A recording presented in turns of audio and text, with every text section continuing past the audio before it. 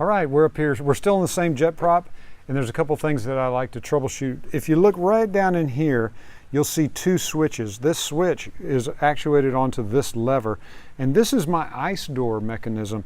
These switches, so this switch right here, when you move your ice door to the off position, this moves over, pushes against this switch, and this switch is the thing that actually brings on the ice door on or the ice door off light. You can see how this little roller is all the way up against this switch. So the positioning of these is real critical for your lights to come on. You can hold your ice door, you know, in the on position or the off position, and it needs to move over. A lot of times when you take off in a JetPROP, you'll advance full power, and if it's not all the way into the on position, you'll lose your light on takeoff. Never a big worry, but if you have lighting connection problems, that's where it's happening right down here. These, where my fingers are pointing, are the fuel nozzles, and I believe there's 14 fuel nozzles on the JetPROP. These fuel nozzles are what spray the fuel into the engine.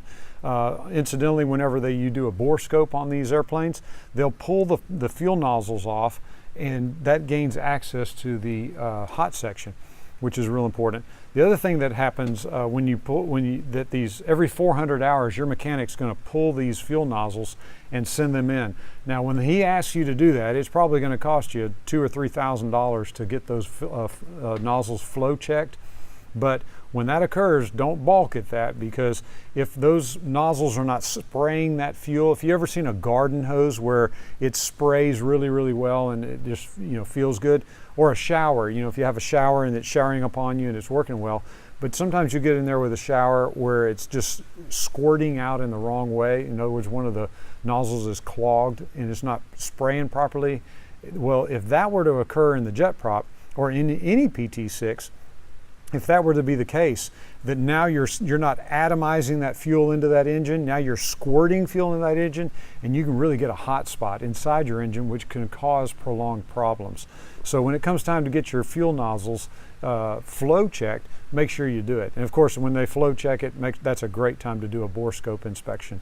While we're up here in the front, we have our prop control, that's our prop governor that's up here at the front, and a real critical piece of equipment for us. That's going to keep our propeller RPM where it needs to be.